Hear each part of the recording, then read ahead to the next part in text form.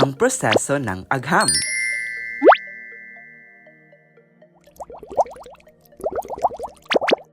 Ang agham mula sa Latin na siyensya na nangangahulugang kaalaman ay maaaring ipakahulugan bilang kaalamang sumasaklaw sa mga pangkalahatang katotohanan o sa pagtakbo ng mga pangkalahatang batas, lalo na yaong nakukuha at nasusubok sa pamamagitan ng scientific method.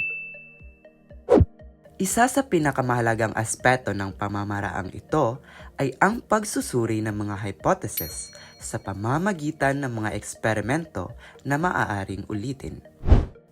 Bagamat likas sa agham ang paggamit ng scientific method, hindi ito sapat upang matukoy kung ano talaga ang bumubuo sa agham. Ito ay dahil madaling ilapat ang scientific method sa mga disiplina tulad ng physics at chemistry.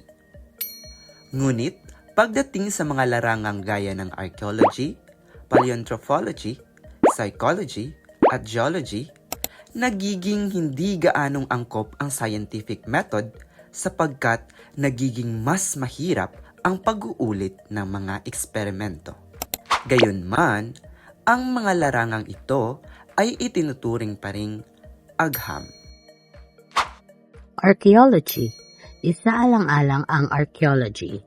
Kahit na hindi maaaring magsagawa ng mga eksperimento na maaaring ulitin, maaari pa rin suportahan ang mga hypothesis. Halimbawa, maaaring mag-hypothesize ang isang archaeologist na may isang sinaunang kultura na umiral patay sa pagkakatuklas sa isang piraso ng palayok. Maaari pang bumuo ng iba pang mga hypothesis tungkol sa iba't ibang katangian ng kulturang ito.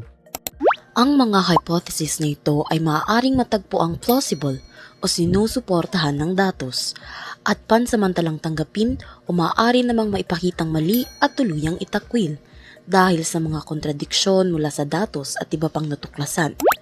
Ang isang pangkat ng magkakaugnay na hypothesis na hindi pa nagpapabulaanan ay maaaring humantong sa pagbuo ng isang verified theory. Ang theory ay isang nasubok at nakumpirmang paliwanag para sa mga obserbasyon o penomena na sinusuportahan ng malawak na ebidensya. Mas mainam na ilarawan ang agham bilang mga larangan ng pag-aaral na nagsisikap unawain ang kalikasan ng sansinukob. May isang bagay na karaniwan sa lahat ng anyo ng agham, ang panghuling layunin na malaman. Ang curiosity at inquiry ang nagsisilbing pwersang nagtutulak sa pag-unlad ng agham.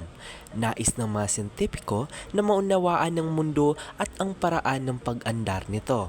Upang magawa ito, gumagamit sila ng dalawang paraan ng lohikal na pag-iisip. Ito ay inductive reasoning at deductive reasoning. Inductive reasoning. Ang inductive reasoning ay isang anyo ng lohikal na pag-iisip na gumagamit ng magkakaugnay na obserbasyon upang makarating sa isang pangkalahatang konklusyon.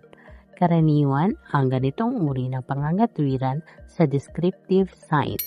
Ang mga datos na ito ay maaaring qualitative o quantitative. At ang raw data ay maaaring dagdagan ng mga drawing, larawan, retrato o video. Mula sa maraming obserbasyon, maaaring magbigay ang siyentipiko ng mga konklusyon na nakabatay sa ebidensya.